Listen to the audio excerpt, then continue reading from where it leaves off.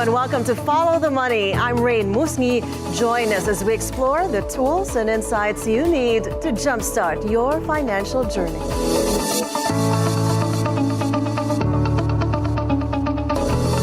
The Philippine economy is facing a mix of challenges and opportunities, from wage hike debates and manufacturing growth concerns to foreign investments and inflation. With the midterm elections coming up, businesses are looking for stability, while global factors like U.S. trade policies could shake up our export sector. Today, we speak with Philippine Chamber of Commerce and Industry Chairman George Barcelon to get his insights on these pressing economic issues. George, thank you so much for joining us. We appreciate you coming on air with us today. Thank you for inviting me. Welcome to Follow the Money. And good afternoon to the televiewers. Good afternoon, sir. Well, the PCCI recently urged Congress to let regional wage boards decide on wage hikes instead of passing a national increase. How do you see the balance between ensuring fair wages and maintaining business competitiveness? Well, you know, we have a process wherein we've been following for many years, which is the tripartite discussion that concerns management, labor, and DOLE, government representation. And in the past, this has worked because wages are looked at as a cost input to manufacturing. But at the same time, we have to bear in mind that it should be based on our inflation. We can understand in the past 2 years, we have adjusted legislated wages primarily because the inflation was quite high. But we, of course, are cognizant that the government has been able to tame the inflation. As of late, end of the year, it was like 3% or slightly below 3%. Mm-hmm. And if you look at the legislated increase of about 200, you know, you're talking about the 30% increase in our wages. And that by itself is very inflationary. The cost will be passed on to consumer. And this inflationary, again, might have another round of, inflation that cause things to be higher. And again, would force the issue on wages. Now, the wages, as I said, the tripartite has been working because each region has a different take on the cost of living. And at the same time, we should bear in mind that what's important is for us is to create more jobs. This increase would only benefit a certain percentage of the formal sector of the labor. Our businesses are composed of 99.6% of the MSMEs, and they would be greatly affected in the sense that many of them cannot afford. So we encourage the government that we're open to discussion and following the process of the tripartite discussion. Instead of raising wages 200% upfront and across the board, would you suggest or recommend other ways of other compensation, other benefits, perhaps maybe non-cash, that could be upped or increased for workers?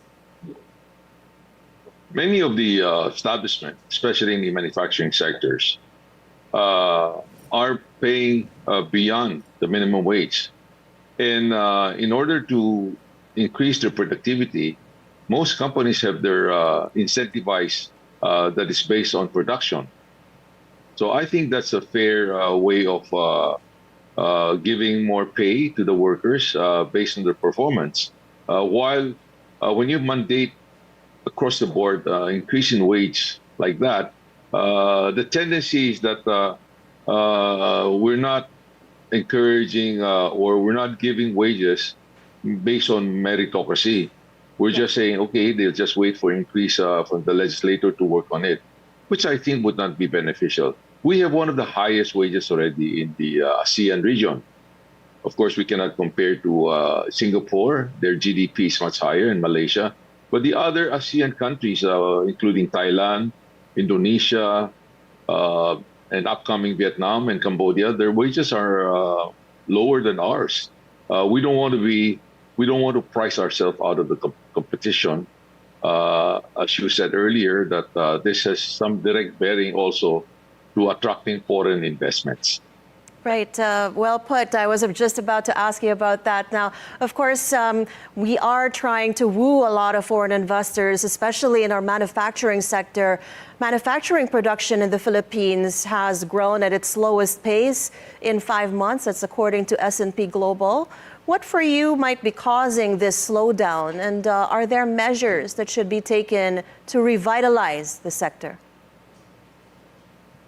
Of course, we in our organization, BCCI, we encourage our companies to really look at what are the factors that is affecting our competitiveness. Of course, on top of mind, our cost of power is higher, okay? And our logistic cost is also higher. And I can see that many of the goods that we see, if you go to the Changi, you can see a lot of these goods are imported either from Thailand, Vietnam, or Indonesia, or especially in China. So we are really at the point wherein we have to be focusing on how we can compete. Okay? Otherwise, our hard-earned dollars by remittances by our OFW are sending jobs abroad. Whenever we import goods from outside, or even in the food sector, we're actually exporting the jobs. And this is where the gap has to be looked into. It's not just the businessman on the shoulder of the businessman, but the whole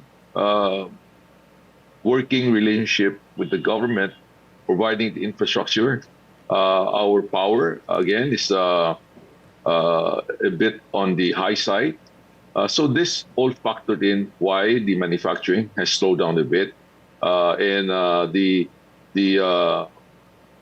fluctuation on the energy cost, and also our currency. Lately, we're happy that the peso has gained strength, primarily because U.S. dollar has weakened a bit, and this is reflected in the prices of gold.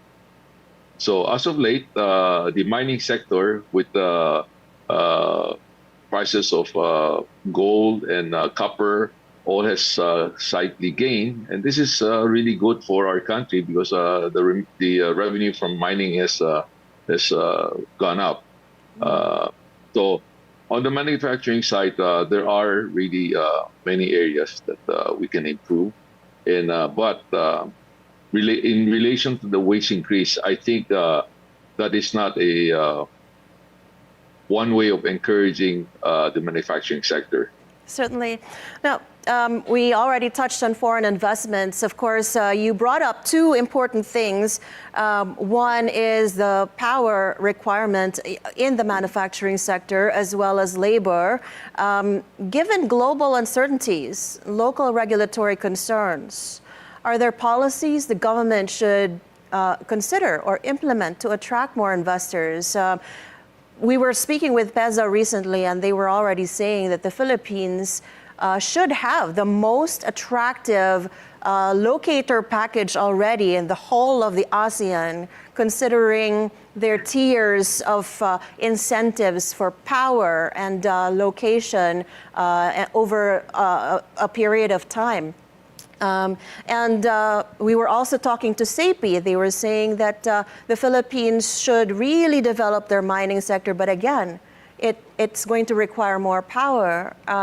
What do you think of it? What policies should there be in place to attract more foreign investment?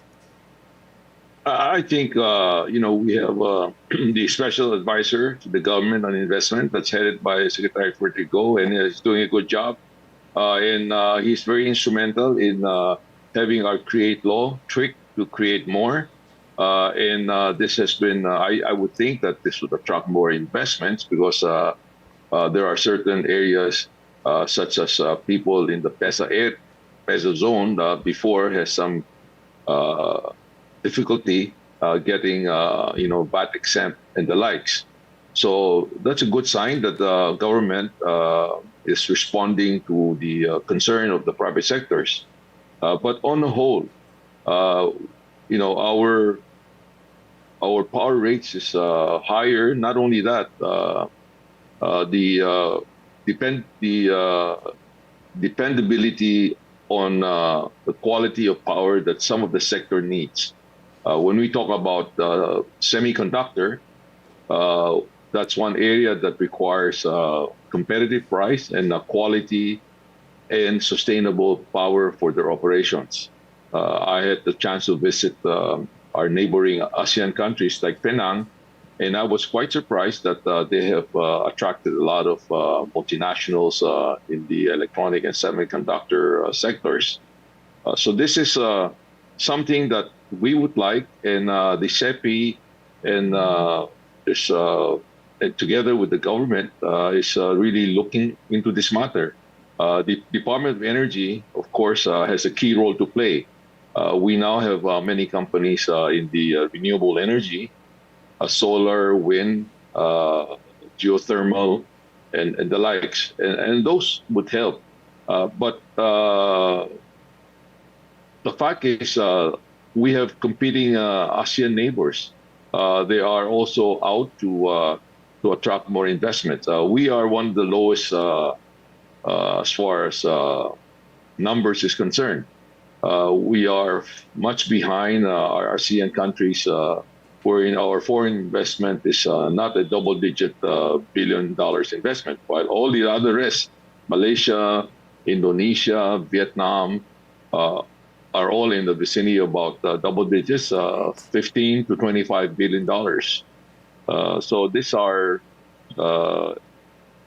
in other words, in a way that it shows our upside, but we still have a lot of room to grow. But on the economy, I would suggest that to the government that we also look at the low-hanging fruits on tourism. Our ASEAN neighbors are all are enjoying the fruits of more tourists coming to their countries. In particular, they're very flexible. They have allowed the biggest tourist market from China, wherein they made it flexible, wherein they can apply for visa upon landing, or some would even allow them to visit the country without visa for a few days. So those are things that I would like to believe that that we're capable of doing, and the tourism sector is the low-hanging fruits that we should really have a revisit on that. Certainly. I don't know if you saw the report today, the DOF secretary saying that the Philippines is ready for Trump 2.0, and it reports that the Philippine economy has been able to maintain steady growth. Our projections this year looking positive due to lower inflation, increased consumption. However, some sectors argue that growth remains uneven. Would you agree with this? And I mean, if we can segue into the Trump 2.0 matter, is there, is this a yin and yang kind of opportunity and risk factor? Well, the service sector, our BPO sectors, has gave quite positive growth for the year, and that's good. And that side of service, I haven't seen any pronouncement from the U.S. side that they're going to impose whatever tariff or what taxes. But on the manufactured goods, it looks like that it's across the board for the U.S. And that is some concern, wherein that would jack up the cost. And from the consumer side, that would be some constraint on increasing their sales. So that's something that we have to look into. But again, business is a very, very competitive. If you find ways of making your costs lower, we can still compete. And I'm sure that a lot of exporters are already looking on how to mitigate this issue on increased tariff to the U.S. Now that you mention it, is there, very, very quickly before we go to break, are there import costs or input costs that we can afford to drive down at this moment? Do you see any? Well, the costs in many aspects, it really depends on Industry. the demand. Okay, of course we know the economy in China has slackened somewhat. Okay, and they're one of our source of raw material. I mean, most of our manufacturing uh, requires imported either raw material or semi-raw material. So Right. if their market has weakened a bit in China, maybe they will sell it to us cheaper, and that would lower down our cost. Okay. Other than that, I think in the world of business, uh, we have to rely that on our own, innovations, which Philippine is known for its creativity, and maybe that would help us still maintain or increase our market share in certain markets such as furnitures, garments, and footwear and bags. Okay, we do have foreign companies here that are investing in this wearables, but in the electronic side, semiconductor side, we have quite a number of few companies. The Dyson, the one that makes a bladeless fan, and some of other vacuum cleaner or whatnot. I heard that they're doing quite well. They're expanding their business. So there's a sporadic, not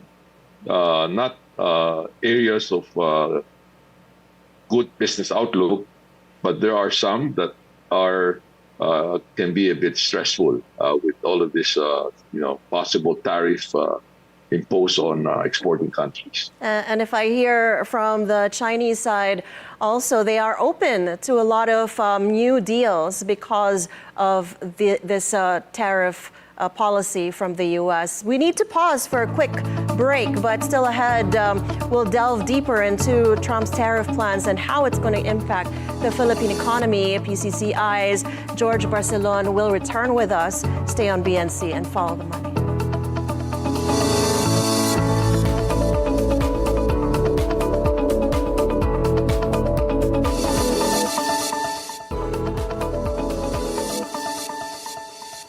Welcome back to Follow the Money. We're still with Philippine Chamber of Commerce and Industry Chairman George Barcelon. George, the midterm elections are expected to shape economic policies moving forward. What kind of leaders do you want to see elected? And from the business community's perspective, are there key policies or reforms that these incoming legislators and policymakers should prioritize? As far as as you mentioned earlier, that our country has provided a lot of, attraction or incentives for people to invest. So it begs the question, why are they not coming to us? One area that we were very hopeful but did not happen was that when the U.S. Impose a lot of their supply chain to relocate out of China. But unfortunately, many of them have actually relocated, but to other ASEAN countries and not much to the Philippines. Right. So there are underlying reasons why, as we all know, and I mentioned that earlier, power, logistic. And another reason is also the ease of doing business. And that issue really, it's not just the national government concern. I think the national government is doing everything they can do. We even have the ARTA, the anti-red tapes. But we would like to hope, and we have seen in our dealings with the local government that they play a key role in encouraging, local businesses to expand and also to be able to attract foreign investments. So this issue on the ease of doing business is very important to heighten, our economic growth. In the U.S., if you notice, even President Trump, he set up this Department of Government Efficiency, which is headed by Elon Musk. Well, in a way, our ARTA is more focused on the reduction of bureaucracy, but maybe it's timely for us to have an agency like that to look how we can be more efficient, the government, in the service to the public sectors. We know very well that the budget GAA that has been approved is certainly has been going up in the past couple of years, and also our government deficit on that is a bit concerning because the debt service is quite high also. So all of this factor in and how competitive we are. Remember, when you want to be competitive, it's not just the businessman to be competitive. The government must be competitive. So it's a balance. It's a really, we're on the same boat, and we hope that our legislator has the wisdom to craft laws or even to take out some laws that are deterrent to our economic growth. And this requires, and we have been doing this. We've reached out to the government agencies, and a lot of key government agencies also regularly talk to us to get some feedback.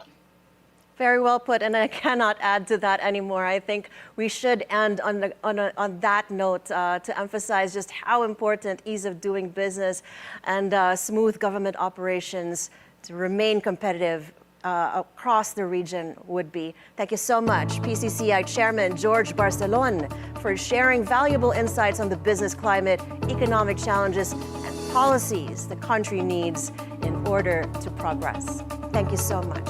It's our pleasure and honor to Thank you, Raine.